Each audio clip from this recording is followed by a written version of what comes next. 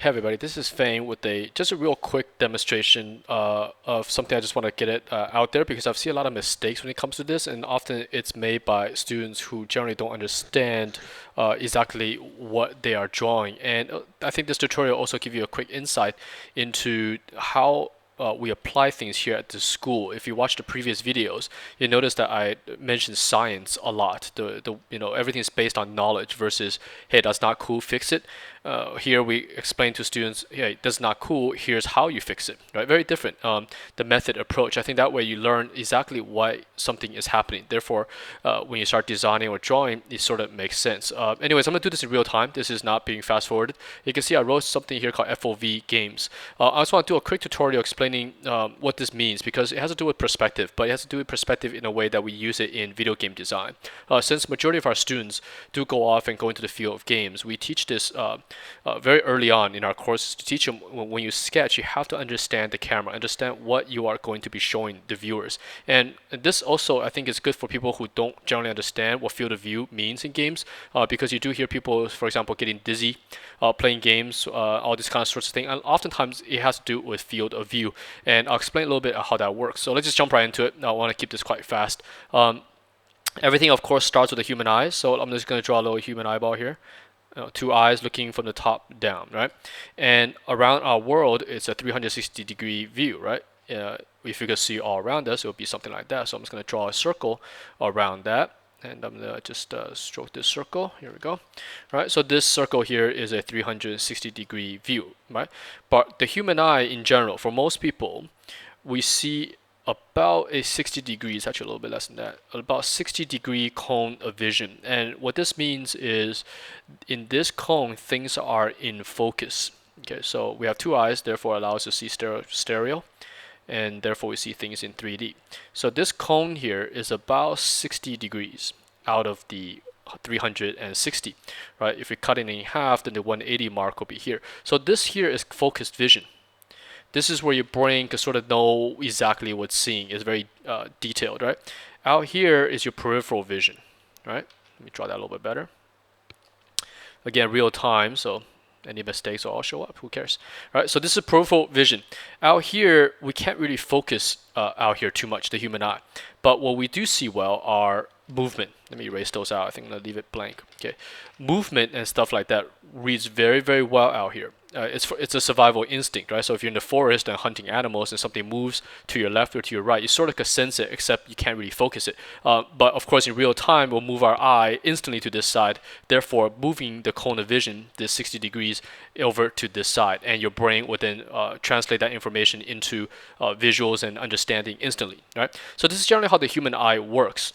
So let's talk about how this works in terms of video games. How does this affect FOV? First of all, this is the field of view. In human eyes, our field of view is here.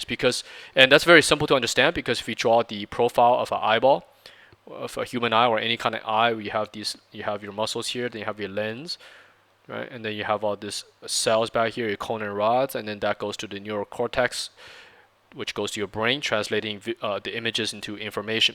But anyways, our eyes have a certain roundness to the lens, and this lens basically allows us to see this much. And I'll get to why this little drawing here is important, because when we move to a camera, our camera is flexible. Our eyes, you can't change that kind of stuff, right? It's always this 60-degree cone. Let me check the time here. Okay, good. So how does this apply to games? Well, when we have games, for example, you have a TV. Let's talk about first-person shooters because this affects first-person shooters the most. For example, we have a TV screen right here, yeah, and this is a 52-inch screen. Now, designers who work on console games, let's talk consoles first versus PC. Okay, here's a console sitting on by that TV.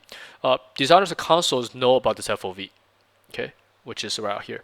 And they also know that most people who play consoles are playing it on a television. And for something that's about 52 inches, the average distance between this TV and the human eye is about somewhere in the 10 feet range, is how far the person is going to sit from the TV. Therefore, if you look at it, it makes perfect sense. Whatever's in the screen is going to be about a 60-degree cone of vision and allowing the user to have enough peripheral vision out here to the left and to the right to feel comfortable. So even though they see here in focus, the living room and those kind of things are still in the peripheral. So what the viewer sees here, for example, you're playing Call of Duty or something like that, right? Black Ops just came out, right? Something like this. And this is a 52-inch screen.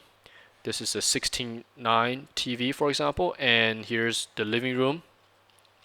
And what the viewer is going to see in a shot like this is a very comfortable FOV set at, say, 60. Some consoles goes down low as 55, which is still okay if you have a big TV and you're sitting pretty far away from it.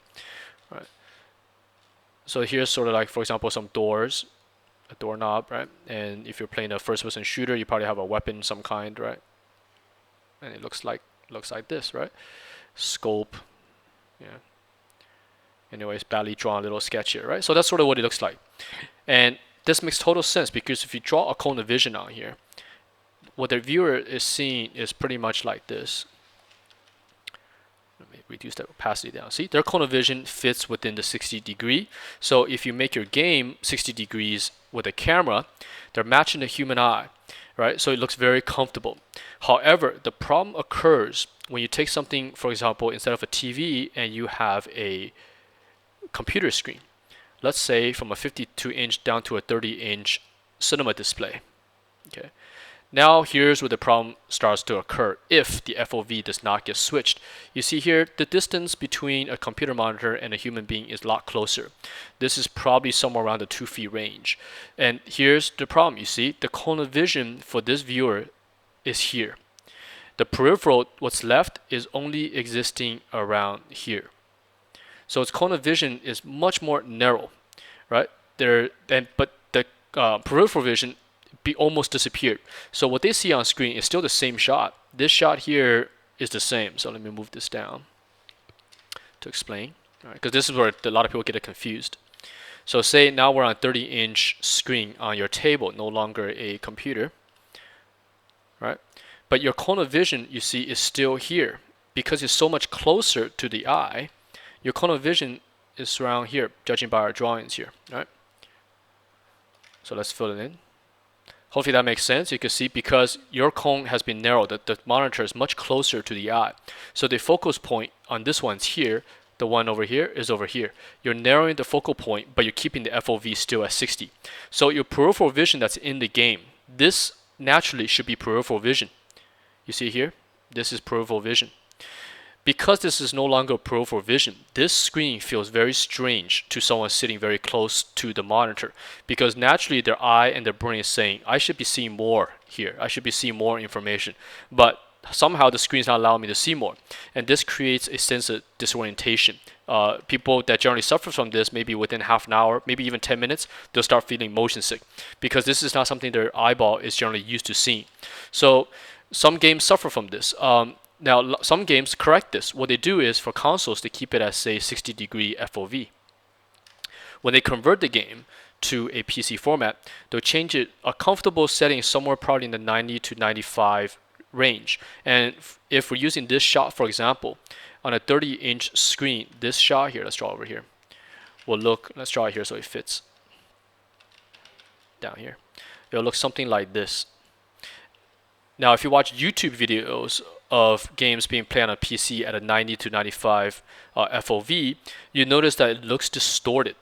To the viewer watching this from far away, for example, you're not sitting out in front of the screen,